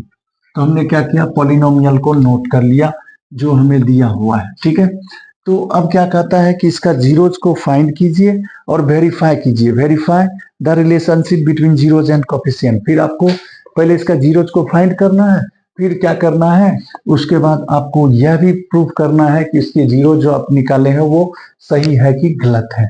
तो चलिए हमारा जो px है, पहले हमें जो px है वो नोट कर लेते हैं। हमारा है 4x² प्लस 4x माइनस 3। तो देखिए इसका जीरोज निकालने के लिए आप लोगों ने फैक्टराइज पढ़ा होगा, तो फैक्टराइज का क्या होता है रूल आपको मैं बता देना चाहता हूँ। पहला नंबर आप रफली में first term into last term कर लेना, first term into last term, first term into third term कर लीजिए। ठीक है, फर्स्ट टर्म और थर्ड टर्म को आप मल्टीप्लाई कीजिए। तो देखिए फर्स्ट टर्म आपको क्या है 4x² और हमारा लास्ट टर्म क्या है माइनस 3। जब आप इसे इंटू कीजिएगा तो होगा माइनस 12x²। तो हमने इंटू कर दिया first term into last term, यानी फर्स्ट टर्म और थर्ड टर्म को आपको इंटू करना है, कभी भी फैक्टराइज करना है। तो हो गया 12। अब 12 को हम ऐसा करेंगे, 12 को यहाँ पर फैक्टराइज कर लेते हैं। 12 को फैक्टराइज कीजिएगा देखिए तो आपको क्या आ गया, फैक्टराइज कर लेते हैं। तो इसी से आपको क्या होगा कि आपको जो टर्म आएंगे फैक्टराइज में उसी से आपको ऐसा टर्म लेना है जिसे कि मल्टीप्लाई करने के बाद आ जाए 12 और ऐड करो या सब्सट्रैक्ट करो तो 4 आ जाए। तो हम ऐसा करते हैं, इसी से ले लेते हैं। तो इससे लेंगे, अगर हम कॉम्बिनेशन बनाएंगे तो 6 और 2 लेते हैं, 6 और 2 लेते हैं। 6 और 2 को मल्टीप्लाई करेंगे तो 12 होगा और 6 में से 2 को माइनस करेंगे तो 4 होगा। तो ऐसा करते हैं, इसका फैक्टराइज करते हैं। इसे हम क्या करते हैं 4x² प्लस यहाँ पर 6x माइनस 2x लेंगे और यहाँ पर माइनस 3। अब देखिए इस दोनों में कॉमन क्या आएगा, आपको 2x कॉमन आएगा तो यह होगा आपको 2x प्लस यहाँ पर 3 होगा और इसमें 1 कॉमन ले लीजिएगा तो ये होगा 2x प्लस 3। अब देखिए इस तरह से एक टर्म हमारा हो गया 2x प्लस 3 और दूसरा हमारा जो हो गया वो हो गया 2x माइनस 1 हो गया। ठीक है, अब जो हमने px माना है px इक्वल टू 0 कर लेते हैं। 0 करेंगे तो यानी यह जो हमारा फैक्टराइज है, एक है 2x प्लस 3, एक है 2x माइनस 1 इक्वल टू 0। 0 करेंगे तो ये देखिए एक हमारा होगा इस तरह से 2x प्लस 3 भी 0 के इक्वल होगा और 2x माइनस 1 इक्वल टू 0 होगा। तो इसे आप सॉल्व कीजिएगा, देखिए 2x ये प्लस है उधर जाके माइनस, x इक्वल टू क्या होगा माइनस 3/2 हो गया। इसी तरह यहाँ पर 2x इक्वल टू ये माइनस है उधर जाके प्लस, x इक्वल टू हमारा क्या हो जाएगा 1/2 होगा।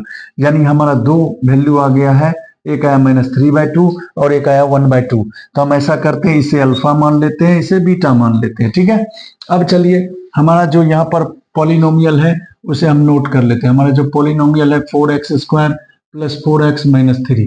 अब देखिए यहाँ पर a coefficient of x² a कहलाता है, कोफिशिएंट ऑफ x b कहलाता है और कोफिशिएंट ऑफ कांस्टेंट टर्म कहलाता है c।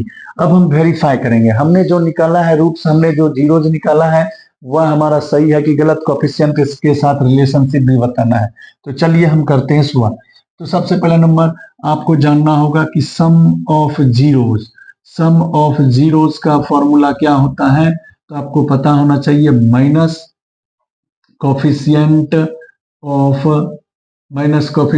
ऑफ क्या होता है x bye coefficient of x square. चूंकि हमें वेरीफाई करना है रिलेशनशिप को, आपने जो जीरोज निकाला है, तो सम ऑफ जीरोज मतलब ये अल्फा प्लस बीटा, यानी इसे आप यह भी कह सकते हो माइनस बी अपॉन ए। तो अब देखिए अल्फा आपको क्या है -3/2 है, और ये देखिए बीटा आपको क्या है 1/2 है, ठीक है। और यहाँ पर देखिए, यहाँ पर बी आपको क्या है -4 हो गया, और ए आपको क्या हो गया 4 हो गया।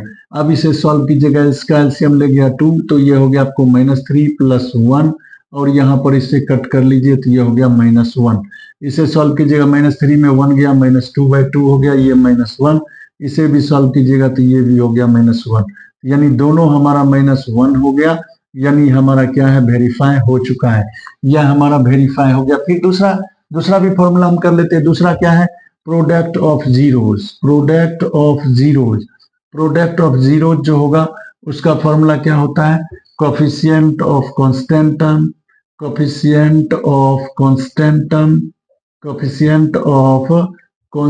टर्म होता है upon coefficient of x square होता है। अब देखिए दोस्तों, प्रोडक्ट ऑफ जीरो मतलब अल्फा इंटू बीटा, ये होता है हमारा C/A। अब अल्फा इंटू बीटा, देखिए अल्फा हमारा क्या है -3/2 इंटू बीटा आपको क्या है 1/2, इसे मल्टीप्लाई करेंगे, और देखिए C हमारा क्या है -3 और A क्या है हमारा 4 है। अब इसे इंटू कीजिए, -3 इंटू 1, -3 2 2 जा क्या होगा 4, और ये भी हो गया -3/4, यानी दोनों हमारा आंसर क्या हो गया मिल गया। इस तरह से हमारा रिलेशन भी हो गया और वेरीफाई भी हो गया। तो दोस्तों आप इस क्वेश्चन का स्क्रीनशॉट ले लें।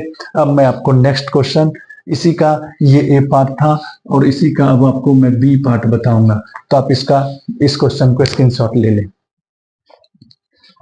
देखिए 29 का बी नंबर पार्ट क्या कह रहा है, if alpha and beta are zeros of the polynomial X square plus, देखिए X square plus X minus 2, यानी क्या कह रहा है question, if alpha and beta are the zeros of the polynomial X square plus X minus 2, then find the value of हमें कह रहा है alpha upon beta plus beta upon alpha, इसकी वैल्यू हमें फाइंड करनी है।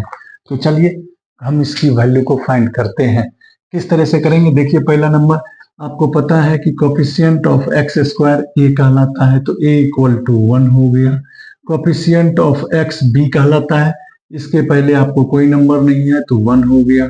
और कोफिशिएंट ऑफ कांस्टेंट टर्म को आप सी कहते हो। फिर से देखना, कोफिशिएंट ऑफ एक्स स्क्वायर कहलाता है 1, कोफिशिएंट ऑफ एक्स स्क्वायर कहलाता है ए, तो ए हो गया, यहाँ पे कोई नंबर नहीं है तो 1 हो गया।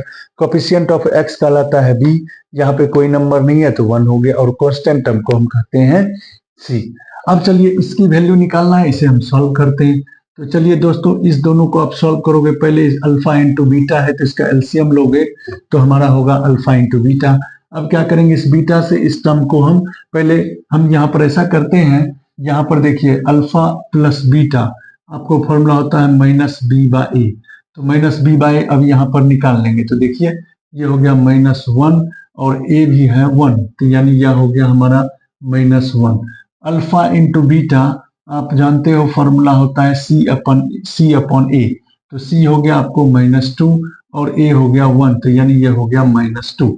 ये वैल्यू हमने फाइंड कर लिया। ओके, ये वैल्यू हमने फाइंड कर लिया। अब देखिए, अब इसे हम सॉल्व करते हैं, इसका हमें वैल्यू निकालना है तो इसे सॉल्व करते हैं। Alpha by beta plus beta by alpha का हमें क्या करना है, आपको वैल्यू निकालना है। तो चलिए इस दोनों का हम क्या करेंगे, एलसीएम लेते हैं तो अल्फा इंटू बीटा होगा।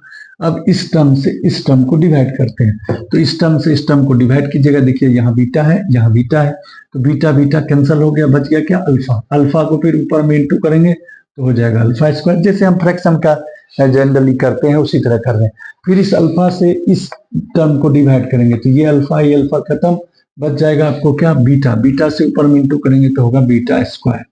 अब हम जानते हैं, देखिए अब क्या है आपको याद रखना पड़ेगा कि हम अभी तक पढ़े थे formula alpha square minus beta square का, लेकिन alpha square plus beta square का फॉर्मूला नहीं पढ़े थे। तो मैं आपको फॉर्मूला बता देना चाहता हूँ क्या, कि आपको फॉर्मूला याद होना चाहिए कि alpha square plus beta square का फॉर्मूला होता है अल्फा प्लस बीटा का whole square minus 2 alpha beta होता है। ठीक है, यह फॉर्मूला होता है, आपको याद होना चाहिए। Alpha square plus beta square का फॉर्मूला होता है अल्फा प्लस बीटा का whole square minus 2 alpha beta by alpha into beta. अब देखिए इसका एक और भी फॉर्मूला होता है, लेकिन उस फॉर्मूला को हम यूज नहीं करेंगे। देखिए मैं आपको यहाँ पर आइडेंटिटी मैं बता देता हूं।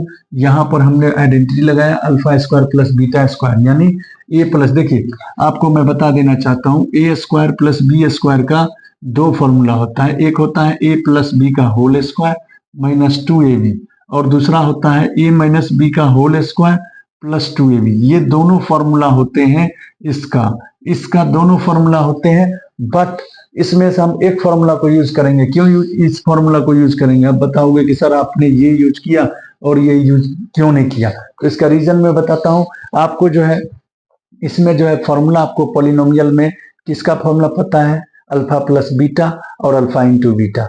तो अब देखिए अल्फा प्लस बीटा मतलब ए प्लस बी होना चाहिए, और इसमें है ए माइनस बी, तो ए माइनस बी का फॉर्मूला होता नहीं है। पॉलिनोमियल में इसका फॉर्मूला होता है, इसलिए इस फॉर्मूला का हम यूज करेंगे। ठीक है, तो चलिए इस फॉर्मूला का यूज करते हैं। अब देखिए सारे वैल्यू को हम, यानी alpha square plus beta square का फॉर्मूला होता है अल्फा प्लस बीटा का whole square minus 2 alpha into beta होता है।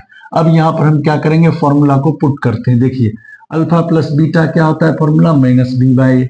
तो माइनस बी बाई ए आपने क्या निकाला है, यहाँ पर देखिए आपने निकाला है क्या, -1। तो यहाँ पर हम लिख देंगे -1 का स्क्वायर प्लस यहाँ पर है 2 इंटू अल्फा इंटू बीटा, आपने क्या निकाला है -2, यहाँ पर रख देंगे -2। उसी तरह यहाँ भी देखिए अल्फा इंटू बीटा आपने क्या निकाला है -2 रख देंगे।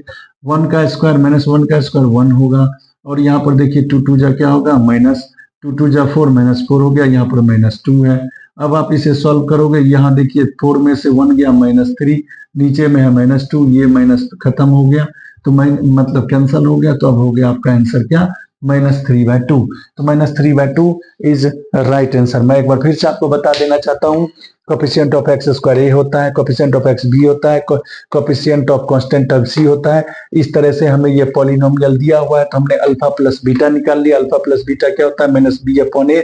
तो b हो गया 1, b हो गया 1 और a भी हो गया 1, यहाँ माइनस लगा हुआ इसलिए -1 हो गया। फिर अल्फा इंटू बीटा c/a होता है, c है -2 और a है 1, तो -2 हो गया।